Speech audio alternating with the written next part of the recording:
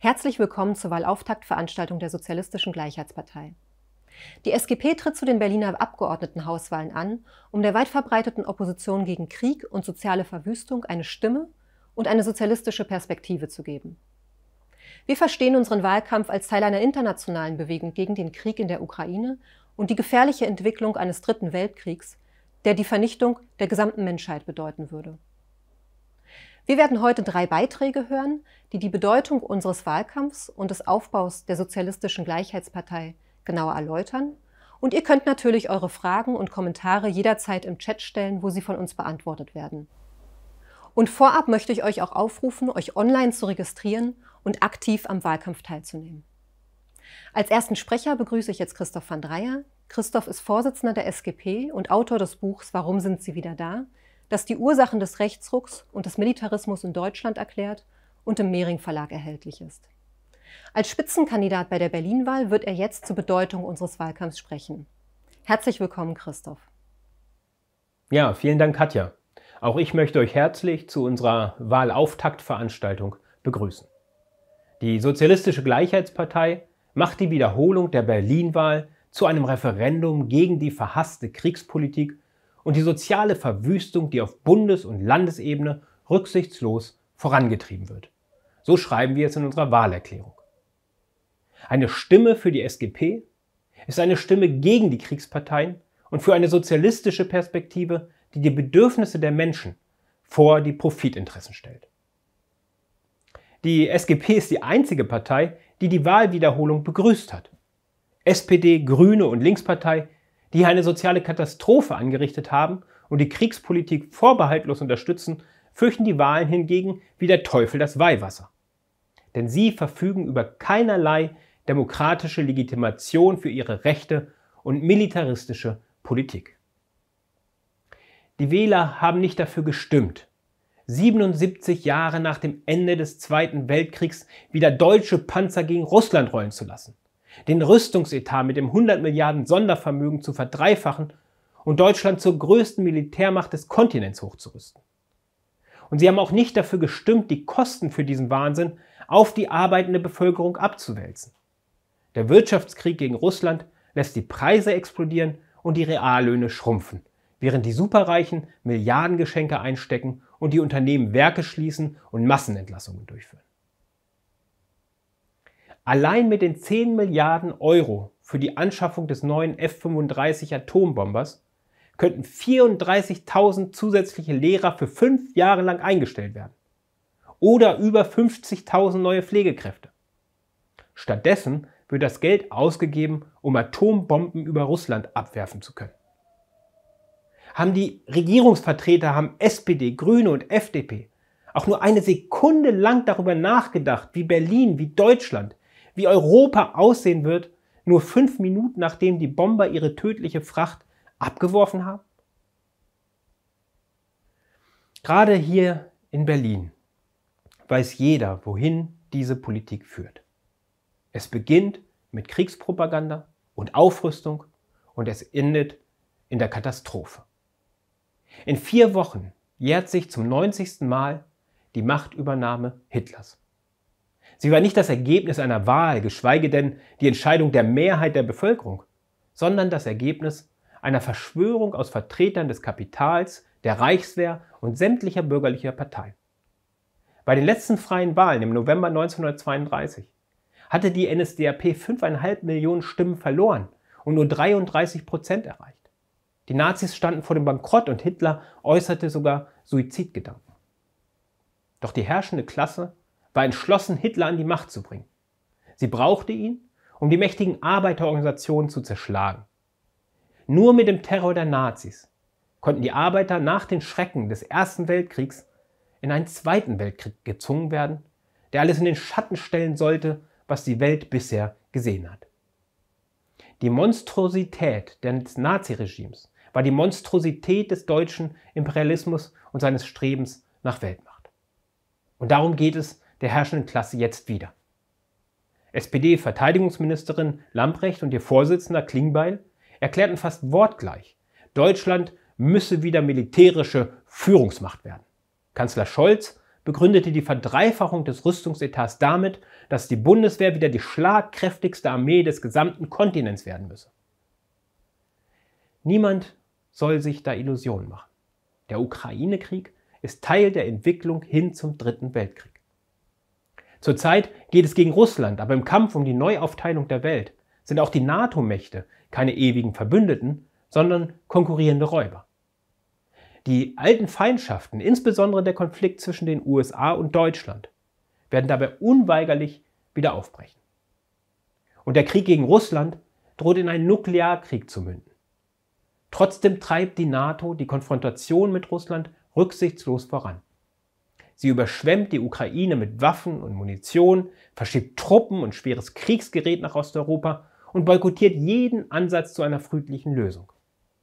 All das Gerede von Verteidigung von Freiheit und Demokratie in der Ukraine ist reine Heuchelei. Die NATO-Mächte haben in den Kriegen gegen den Irak, Serbien, Afghanistan, Syrien, Libyen und anderen Staaten ganze Gesellschaften zerstört, über 1 Million Menschen getötet und viele weitere Millionen in die Flucht getrieben. Russland haben sie systematisch eingekreist und schließlich den Überfall auf die Ukraine bewusst provoziert. Ziel ist die Unterwerfung Russlands, die Plünderung seiner Bodenschätze und schließlich die Vorbereitung eines noch viel umfassenderen Krieges gegen China. Das aufzuzeigen bedeutet keine Unterstützung für das Putin-Regime. Der russische Überfall ist menschenverachtend und reaktionär. Putin vertritt die Interessen der russischen Oligarchen, die das gesellschaftliche Eigentum der Sowjetunion geplündert haben und jetzt darüber empört sind, dass es die imperialistischen Räuber selbst plündern wollen. In jedem Land der Welt geht der Militarismus mit einer regelrechten sozialen Verwüstung einher. Steigende Energie- und Lebensmittelpreise dezimieren die Löhne der Arbeiter. Die Unternehmen nutzen die Pandemie und den Krieg, um sich sagenhaft zu bereichern, Betriebe zu schließen und auf Kosten der Arbeiter neu zu organisieren. Unterstützt werden sie dabei von den Gewerkschaften. Sie befürworten den Krieg, unterdrücken den Widerstand gegen Lohnkürzungen und Massenentlassungen und arbeiten eng mit den Unternehmen und Regierung zusammen. In Deutschland werden sämtliche Etats zusammengestrichen, um die horrende Aufrüstung und die Milliardengeschenke an die Reichen zu finanzieren.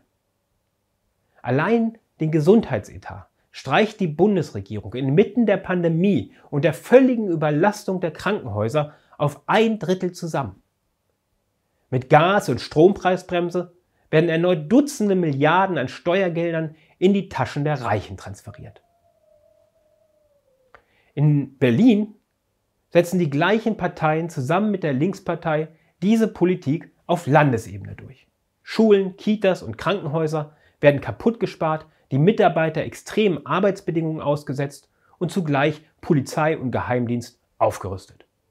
In der Pandemiepolitik zeigt sich die Rücksichtslosigkeit, mit der Profitinteressen vor Menschenleben gestellt werden, besonders deutlich. Allein in Berlin sind schon über 5000 Menschen gestorben und leiden Zehntausende an den Folgen der Krankheit. Wie in den 30er Jahren ist diese rücksichtslose Klassenpolitik und ist der Krieg nicht mit demokratischen Methoden durchzusetzen. Zu tief ist die Ablehnung von Krieg, eingedenk der historischen Erfahrungen, in der Bevölkerung verwurzelt. Zu groß die Opposition gegen die soziale Verwüstung. Und deshalb setzt die herrschende Klasse erneut auf rechtsextreme und faschistische Kräfte. Das gilt für die USA, wo Trump einen rechtsextremen Putsch organisierte, für Italien, wo die Faschistin Meloni die Regierung führt, und auch für Deutschland. Die rechten Terrornetzwerke reichen tief in die Polizei, die Bundeswehr und die Geheimdienste hinein. Die Reichsbürgergruppe um Prinz Reuß ist nur die Spitze des Eisbergs. Die faschistischen Netzwerke werden von den höchsten Stellen gefördert und gedeckt und alle Parteien integrieren die rechtsextreme AfD in die parlamentarische Arbeit und verwirklichen ihr reaktionäres Programm der Staatsaufrüstung, der Durchseuchung und der Flüchtlingshetze. In dem Maße, wie die Herrschenden wieder an ihre braunen Traditionen anknüpfen, fälschen sie auch ihre eigene grausame Geschichte. Die haben das schon an der Humboldt-Universität aufgezeigt, wo etwa Professor Barbarowski erklärte, dass Hitler nicht grausam gewesen sei und die Nazi-Verbrechen verharmloste. Mittlerweile ist solch bodenlose Geschichtsklitterung offizielle Staatsräson. Als der Bundestag vor einem Monat ohne jede Gegenstimme die Hungersnot in der Sowjetunion zu einem Völkermord an den Ukrainern erklärte, übernahm er das Narrativ der extremen Rechten, relativierte den Holocaust und rechtfertigte letztlich den deutschen Überfall auf die Sowjetunion. Die Verbrechen der Vergangenheit werden relativiert und verharmlost, um neue Verbrechen vorzubereiten. Wir treten dieser rechten Verschwörung entgegen. Als die rechten Seilschaften im Verfassungsschutz die Sozialistische Gleichheitspartei 2018 erstmal als angeblich verfassungsfeindlich in ihren Bericht aufnahmen, reichten wir Klage ein und führten eine intensive Kampagne, die tausendfache Unterstützung erhielt. Wir erklärten, dass sich dieser rechte Angriff auf die Grundrechte der SGP gegen jeden richtet, der sich der Kriegspolitik und der Rechtsentwicklung entgegenstellt. Und das hat sich seither mit dem staatlichen Vorgehen gegen Antifaschisten, Klimaaktivisten und Kriegsgegner mehr als bestätigt. Unsere Antwort auf dieses Vorgehen und auf die skandalösen Gerichtsurteile, die den Verfassungsschutz unterstützen, ist eine Intensivierung unserer Kampagne und ist dieser Wahlkampf, den wir jetzt hier in Berlin führen. Es gibt eine Partei, die sich dem Rechtsruck entgegenstellt, und diese Partei heißt Sozialistische Gleichheitspartei. Und dabei gibt es auch erhebliche Unterschiede zu den 30er Jahren. Die Herrschenden mögen es sich wünschen, aber sie verfügen nicht über eine faschistische Massenbewegung, die sich aus Millionen verlumpter Kleinbürger und Weltkriegsveteranen rekrutiert. Die Arbeiterklasse ist nicht durch eine Serie von Niederlagen gegangen, sondern sie hat gerade erst begonnen zu kämpfen. Die Pandemie und der Stellvertreterkrieg in der Ukraine haben den Klassenkampf auf dem gesamten Globus angeheizt. Überall setzen sich Arbeiter zur Wehr und beginnen, sich aus der nationalen Zwangsjagd der Gewerkschaften zu befreien. Auch hier in Berlin werden die Pflegerinnen und Pfleger, die Verkäuferinnen bei Karstadt und die Arbeiter bei Siemens oder bei Mercedes in Arbeitskämpfe gegen die üblen Arbeitsbedingungen, gegen die massiven Lohnkürzungen und die Entlassungen gezwungen. In den USA hat der Sozialist Will Lehman trotz bürokratischer Sabotage 5000 Stimmen bei der Urwahl zum Vorsitzenden der Autogewerkschaft UAW erhalten. Und wie Will in den USA verbinden wir die Wahl in Berlin mit einer Offensive für unabhängige Aktionskomitees, die sich international zusammenschließen, den Kampf für sichere Arbeitsplätze und gute Löhne in die eigene Hand nehmen und mit dem Kampf gegen Krieg verbinden. Denn die Arbeiter sind stärker als die Gewerkschaftsapparate, als die Unternehmen und die Regierungen. Sie produzieren den Reichtum der Gesellschaft und sie halten sie unter schwierigsten Bedingungen am Laufen. Sie sind die soziale Kraft, die einzig in der Lage ist, einen Weltkrieg zu verhindern. Doch dazu brauchen sie ihre eigene Partei, die sich auf die historischen Lehren des 20. Jahrhunderts stützt und für eine sozialistische und eine internationalistische Perspektive kämpft. Diese Partei ist die Sozialistische Gleichheitspartei. Wir bauen zusammen mit unseren Schwesterparteien in der 4. Internationale eine weltweite sozialistische Bewegung gegen Krieg und seine Ursache, den Kapitalismus, auf. Der Krieg kann nicht gestoppt werden, ohne die Macht der Banken und Konzerne zu brechen und sie unter demokratische Kontrolle zu stellen. Alle anderen Parteien verteidigen den Kapitalismus und unterstützen den Kriegskurs und die soziale Verwüstung. Die Grünen, die wie keine andere Partei für die wohlhabenden Mittelschichten sprechen, waren so lange Pazifisten, wie das mit den deutschen Großmachtinteressen in Einklang stand. Seit sie 1998 in Jugoslawien den ersten deutschen Angriffskrieg seit Hitler organisierten, sind sie zu den schlimmsten Militaristen geworden. Auch die Linkspartei unterstützt den Kriegskurs. Ihr Spitzenkandidat Klaus Lederer fordert Waffenlieferungen an die Ukraine und verunglimpft jede Kritik daran als linksreaktionäre Friedenspolitik. Aus der stalinistischen Staatspartei SED hervorgegangen, verkörpert diese Partei die geballte Verachtung des Apparats für die einfachen Arbeiter. Gregor wird dazu gleich noch mehr sagen. Es gibt nur eine Möglichkeit, der Opposition gegen Militarismus, Faschismus und Krieg bei diesen Wahlen Ausdruck zu verleihen. Die Wahl der SGP.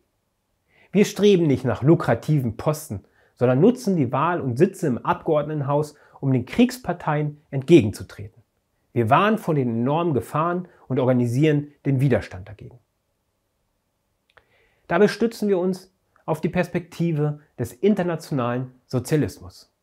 Als deutsche Sektion des Internationalen Komitees der Vierten Internationale stehen wir in der Tradition des Marxismus von August Bebel, Rosa Luxemburg und Karl Liebknecht, der russischen Oktoberrevolution und der linken Opposition Leo Trotzkis gegen den Stalinismus.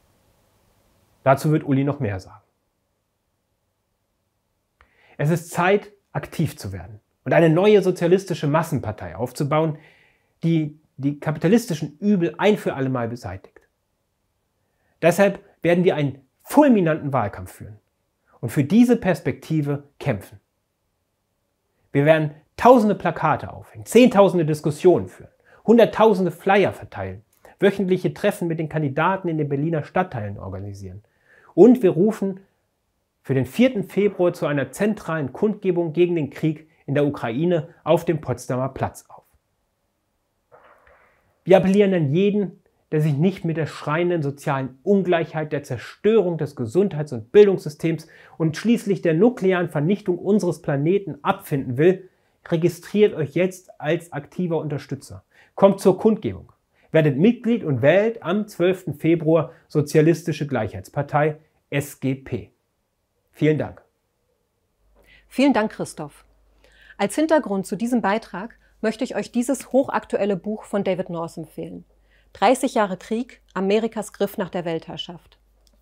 Das Buch analysiert die imperialistischen Kriege der USA und der NATO seit dem Ende der Sowjetunion und ist unverzichtbar, um den heutigen Krieg in der Ukraine politisch und historisch einzuordnen.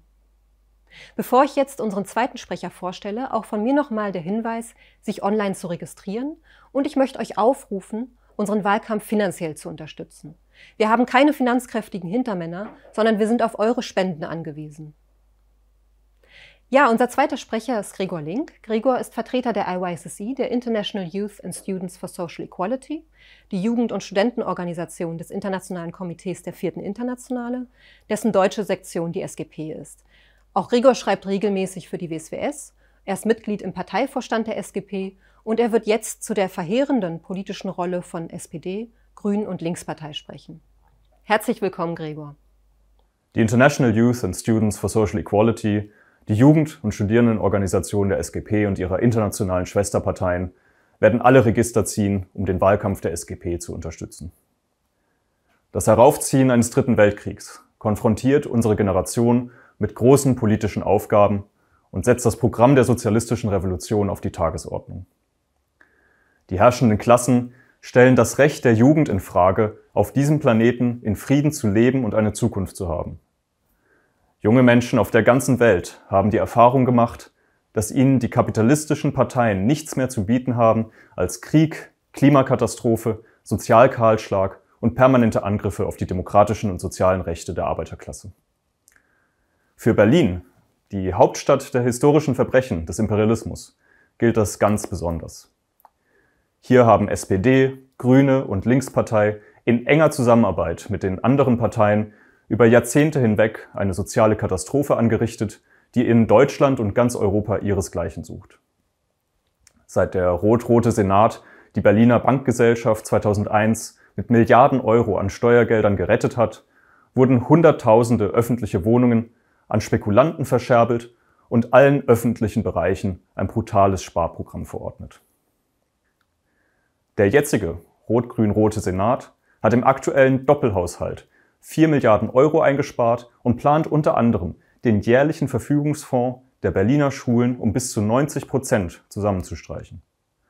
Während die Kinderstationen aufgrund von Pflegemangel und Corona-Durchseuchung ans Limit geraten und die Charité gezwungen ist, im Notbetrieb zu arbeiten, hat der Bundestag nur wenige 100 Meter weiter zuletzt 10 Milliarden Euro für den Kauf von Tarnkappenbombern freigegeben. Obwohl in Berlin Studien zufolge mehr als 100.000 Wohnungen fehlen, so viele wie in keiner anderen deutschen Stadt, ignoriert der Senat den Volksentscheid zur Enteignung der Wohnkonzerne und garantiert damit den Profit der Immobilienhaie. Nachdem sich die Zahl der Millionäre der Stadt inmitten der Pandemie innerhalb weniger Jahre verdoppelt hat, zählt Berlin inzwischen zu einer der ungleichsten Städte der Welt. Diese verheerenden Zustände sind das Ergebnis der zutiefst reaktionären Politik der Berliner Regierungsparteien. Wie Christoph schon sagte, traten die Grünen nur so lange als Pazifisten auf, wie es dem deutschen Imperialismus diente, und haben sich längst zu den führenden Kriegstreibern entwickelt. Im Jahr 1999 waren es die Grünen unter Außenminister Joschka Fischer, die zusammen mit der SPD das deutsche Militär zum ersten Mal seit 1945 wieder in einen Kriegseinsatz schickten. Die mit Lügen gerechtfertigte Bombardierung Belgrads brachte tausenden Zivilisten den Tod.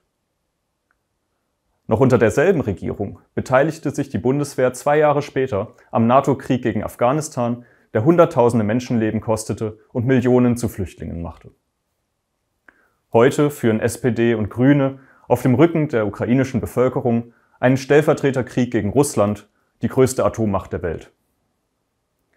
Außenministerin Baerbock und Wirtschaftsminister Habeck heizen den Konflikt Tag für Tag weiter an und versorgen die faschistischen Kräfte im ukrainischen Militär mit Waffen, während Bundeskanzler Scholz und Verteidigungsministerin Lambrecht die größte Aufrüstung der deutschen Streitkräfte seit Hitler organisieren. Zugleich arbeitet die SPD-geführte Bundesregierung eng mit den Gewerkschaften und den Arbeitgeberverbänden zusammen, um die größten Reallohnsenkungen der Geschichte der Bundesrepublik durchzusetzen und so den Krieg und die Aufrüstung zu finanzieren. Die Linkspartei steht hinter dieser Politik und treibt sie aggressiv voran. Der sogenannte Friedensplan, den der Bundesparteivorstand vor Weihnachten veröffentlicht hat, wirbt für Handelskriegsmaßnahmen gegen Russland und macht einzig und allein die Putin-Regierung für das Sterben in der Ukraine verantwortlich. Schon auf ihrem Parteitag im Juni haben führende Vertreter der Linkspartei für Sanktionen gegen Russland und Waffenlieferungen an das Kiewer Regime getrommelt. Wenn einzelne Linksparteipolitiker wie Sarah Wagenknecht die Kriegspolitik der NATO und der Bundesregierung kritisieren, dann tun sie das nicht vom Standpunkt prinzipieller Opposition gegen Krieg, sondern vom Standpunkt des deutschen Nationalismus. Wagenknecht artikuliert, ähnlich wie die Demagogen der rechtsextremen AfD, die Interessen eines Teils der herrschenden Klasse, der auf eine aggressivere deutsche Großmachtpolitik gegenüber den USA drängt. Die Mehrheit der Partei stellt sich offen hinter die Kriegspolitik gegen Russland. Als Klaus Lederer, der Spitzenkandidat der Linkspartei bei den Berlin-Wahlen, Kritik an der NATO-Kriegspolitik als linksreaktionäre Friedensliebe verunglimpfte und weitere Waffenlieferungen an die Ukraine forderte, hat er damit den militaristischen Charakter seiner ganzen Partei auf den Punkt gebracht. Zur gleichen Zeit rüstet der Senat die Polizei mit Millionen auf, schürt Nationalismus und stärkt rechtsextreme Kräfte. Am Tag der Befreiung vom Hitlerfaschismus verbot er das Zeigen der sowjetischen Fahne, der Fahne, unter der russische und ukrainische Arbeiter gemeinsam gegen den deutschen Imperialismus gekämpft haben.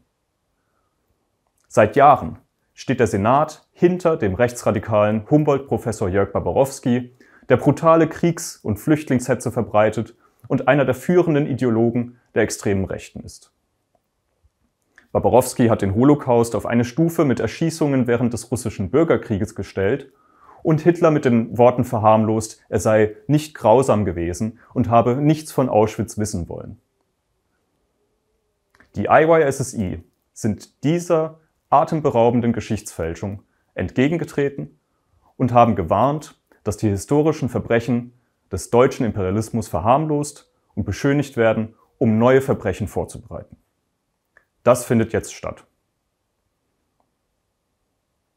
Alle Parteien im Berliner Abgeordnetenhaus unterstützen den Krieg in der Ukraine und den Griff der deutschen Eliten nach der Weltmacht. Die SGP ist die einzige Partei, die mit einem Programm gegen den Krieg zur Wahl antritt und den Kampf gegen Krieg mit dem Kampf gegen seine Wurzel, den Kapitalismus, verbindet. Nun, da die Herrschenden Kurs auf einen dritten Weltkrieg genommen haben, gewinnt der Aufbau der revolutionären Partei die größte und unmittelbarste Bedeutung. Diskutiert unser Programm mit euren Freunden, nehmt an unserem Wahlkampf teil und schließt euch der Sozialistischen Gleichheitspartei und den IYSSI an. Vielen Dank, Gregor. Ich glaube, der Beitrag hat deutlich gemacht, dass die SGP als einzige Partei der Kriegsentwicklung und den sozialen Angriffen entgegentritt.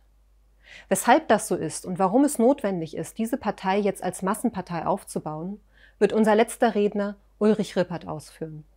Uli ist Mitbegründer und langjähriger Vorsitzender der SGP. Er schreibt ebenfalls regelmäßig für die World Socialist Website und kandidiert für uns bei der Berlin-Wahl. Herzlich willkommen, Uli. Danke, Katja. Liebe Genossinnen und Genossen, liebe Freundinnen und Freunde, die Sozialistische Gleichheitspartei ist die einzige Partei, die den wahren Charakter des Ukraine-Kriegs beim Namen nennt und gegen die Kriegshetzer kämpft. Noch nie war die Gefahr eines Dritten Weltkriegs so groß wie heute. Noch nie war es so dringend, politisch aktiv zu werden und der Kriegsmaschinerie entgegenzutreten. Das wurde in den bisherigen Redebeiträgen bereits sehr deutlich. Wir, die Sozialistische Gleichheitspartei, verbinden unseren Wahlkampf mit dem Aufbau einer starken Antikriegsbewegung in Betrieben, Schulen, Universitäten und Wohngebieten. Wir rufen jeden, der die Lügen und die Kriegspropaganda aller Parteien, von der AfD bis zur Linken, nicht mehr hören kann, und jeden, der die Kosten der militärischen Aufrüstung in Form von gigantischen Preiserhöhungen und drastischen Sparmaßnahmen nicht länger hinnehmen will, auf, unseren Wahlkampf zu unterstützen. Nicht Stimmenthaltung ist angesagt, sondern die Stimme zu erheben, ist die Aufgabe der Stunde. Wenn wir ins Abgeordnetenhaus gewählt werden, werden wir das als Tribüne im Kampf gegen Krieg und kapitalistische Ausbeutung nutzen. Wir werden die Kriegsverschwörung aufdecken und aufzeigen, wie der Senat auf Landesebene die Kriegspolitik der Bundesregierung durchsetzt. Und wir werden die Arbeiterklasse dagegen mobilisieren.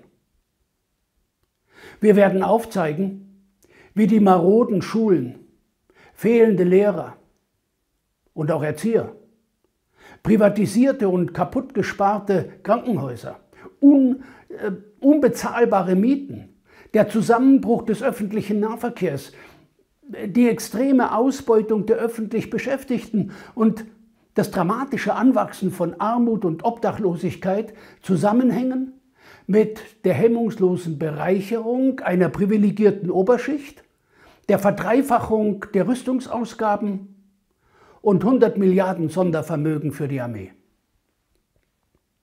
Als Abgeordnete werden wir den mutigen Kampf von Karl Liebknecht anknüpfen, der im Ersten Weltkrieg erklärt hat, der Hauptfeind steht im eigenen Land. Liebknecht betonte, dass der Kampf gegen Krieg einen Kampf gegen den Kapitalismus erfordert, weil die kapitalistische Profitwirtschaft die Ursache und Quelle des Kriegs ist. Deshalb baute Liebknecht eine internationale Arbeiterbewegung gegen Krieg und Kapitalismus auf, bevor er dann, genau wie Rosa Luxemburg, von einer sozialdemokratischen Regierung feige ermordet wurde. Die Stärke der Sozialistischen Gleichheitspartei ist die historische Tradition, die sie vertritt.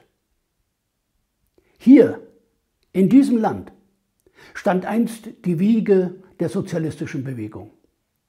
Hier haben die Ideen von Marx und Engels großen Widerhall gefunden. Hier haben die Reden und Taten von Rosa Luxemburg und Karl Liebknecht Millionen Arbeiter begeistert und mobilisiert. Und hier hat der Kampf von Leo Trotzki, der nach Lenins Tod gegen Stalin und den stalinistischen Terror kämpfte, tiefe Wurzeln geschlagen. Es war Trotzki, der nachgewiesen hat, dass die Arbeiterklasse im Kampf gegen Faschismus und Krieg vor allem eins braucht: eine Partei, die ein klares sozialistisches Programm hat und eine internationale Strategie verfolgt. Wie Christoph schon gesagt hat, jährt sich in wenigen Tagen die Machtergreifung Hitlers zum 90. Mal. Trotzki hat aufgezeigt, dass Hitler trotz seiner Unterstützung durch die Kapitalisten und die Milliardenspenden von Industrie und Banken nur deshalb an die Macht kommen konnte, weil die Arbeiterklasse durch ihre Parteien verraten wurde. Die SPD auf der einen Seite und die stalinistische KPD auf der anderen Seite unterdrückten jeden ernsthaften Kampf gegen die Nazis. Es war dieser Verrat der Arbeiterparteien und der Gewerkschaften, der Hitler den Weg an die Macht geebnet hat. Die Konsequenzen sind bekannt. 70 Millionen Kriegstote und industrielle Vernichtung von 6 Millionen Juden im Holocaust. Deshalb betonen wir, es darf nicht zugelassen werden, dass dieselbe herrschende Klasse hier in Deutschland, die für die größten Verbrechen der Menschheitsgeschichte verantwortlich ist, wieder auf Krieg setzt und den Ukraine-Krieg nutzt für eine wahnsinnige militärische Aufrüstung und wieder Panzer nach Russland einsetzt. Auch heute können Krieg und Faschismus nur durch das aktive Eingreifen der Arbeiter verhindert werden. Doch dazu braucht die Arbeiterklasse ihre eigene Partei, und das ist die Sozialistische Gleichheitspartei. Was macht die Stärke einer Partei aus? Ja, es ist wichtig, bekannt zu sein, Einfluss zu haben, Abgeordnete in Parlamente zu bringen, finanzielle Unterstützung zu gewinnen. Und wir werden jetzt bei diesen Wahlen mit aller Kraft dafür kämpfen. Aber wir tun das auf einem enorm starken politischen Programm. Denn die wichtigste Stärke einer Partei zeigt sich darin, dass sie in den großen gesellschaftlichen Umbrüchen und historischen Wendepunkten eine korrekte Einschätzung und eine zukunftsweisende Perspektive geben kann. Als vor gut 30 Jahren erst die DDR und dann die Sowjetunion zusammengebrochen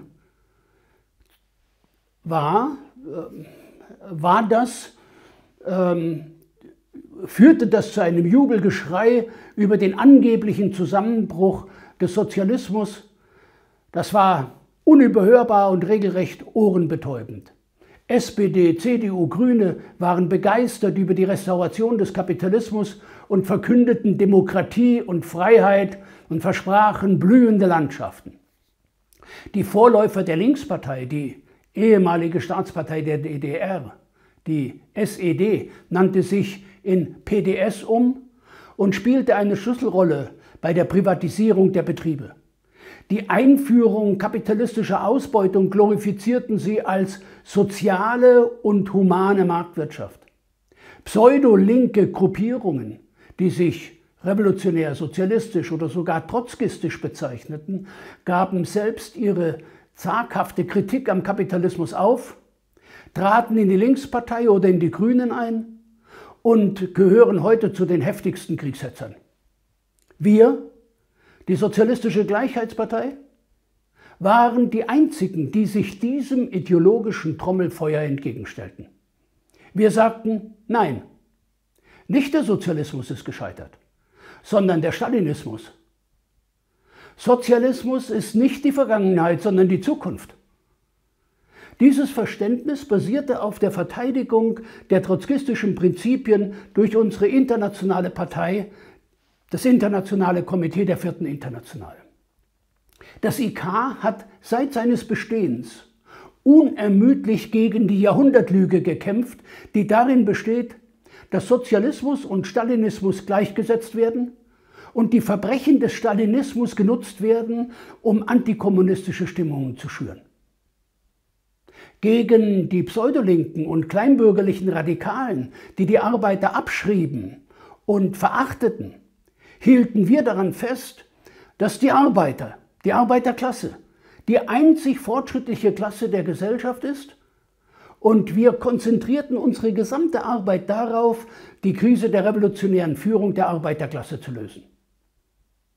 Im Herbst 1991 organisierten wir eine internationale Arbeiterkonferenz gegen Krieg und Kolonialismus, hier in Berlin, in Lichtenberg. Und zwar im ehemaligen Konferenzzentrum der Stasi in der Normannenstraße. Wir reagierten damit auf den ersten Golfkrieg und zeigten auf, dass die kapitalistische Restauration alle ungelösten Probleme des 20. Jahrhunderts wieder aufbringt und eine neue Periode von Kriegen im Kampf um Weltherrschaft einleitet. Wir erklärten, dass die Globalisierung der Produktion nicht nur die nationalistische Politik der stalinistischen Bürokratie untergraben hat, sondern alle nationalen Parteien und Organisationen vollständig verwandelte. Heute zeigt sich, wie recht wir hatten. Alle Parteien und die Gewerkschaften schließen sich zusammen und bilden eine regelrechte Verschwörung, um die Kriegspolitik und die damit verbundenen Angriffe auf Sozialstandards und demokratische Rechte durchzusetzen. Aber die wichtigste Veränderung der gegenwärtigen Situation ist die Rückkehr des Klassenkampfs. Weltweit entwickeln sich Streiks und wächst der Widerstand. Der Kampf der Sozialistischen Gleichheitspartei für ein internationales sozialistisches Programm gewinnt wachsende Unterstützung. Jetzt kommt es darauf an, aktiv zu werden und eine neue sozialistische Massenpartei aufzubauen, die in der Lage ist, die Arbeiterklasse international zu vereinen und die kapitalistischen Übel ein für allemal zu beseitigen. Als Teil der 4. Internationale arbeiten wir als Weltpartei mit Schwesterorganisationen in Europa und den USA und weltweit als Weltpartei zusammen. Diese enge internationale Zusammenarbeit ist gerade jetzt in Zeiten von Krieg, Handelskrieg und Nationalismus von entscheidender Bedeutung. Ja, viele Menschen sind empört und wütend. Und es gibt tatsächlich viele Gründe, sich über die völlige verantwortungslose Kriegstreiberei, die militärische Aufrüstung, die Stärkung der Rechten und die kriminelle Corona-Politik aufzuregen. Aber das genügt nicht.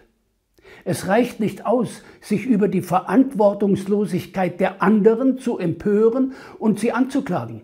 Es ist notwendig, die eigene politische Verantwortung zu verstehen und wahrzunehmen. Es ist notwendig, jetzt politisch aktiv zu werden. Noch nie war die Gefahr eines 3. Weltkriegs so groß wie heute. Noch nie war es so dringend, der Kriegsmaschinerie entgegenzutreten. Deshalb studiert die World Socialist Website und das Programm der Sozialistischen Gleichheitspartei. Werdet Wahlhelfer und unterstützt unseren Wahlkampf. Registriert euch gleich jetzt über den Link in der Description. Teilt und diskutiert unseren Wahlaufruf mit Freunden, Kollegen, Bekannten und sammelt Spenden. Wählt am 12. Februar die Sozialistische Gleichheitspartei und werdet Parteimitglied. Macht die Berlin-Wahl zum Auftakt einer Rebellion gegen die Kriegspolitik und die soziale Verwüstung. Vielen Dank, Genossen.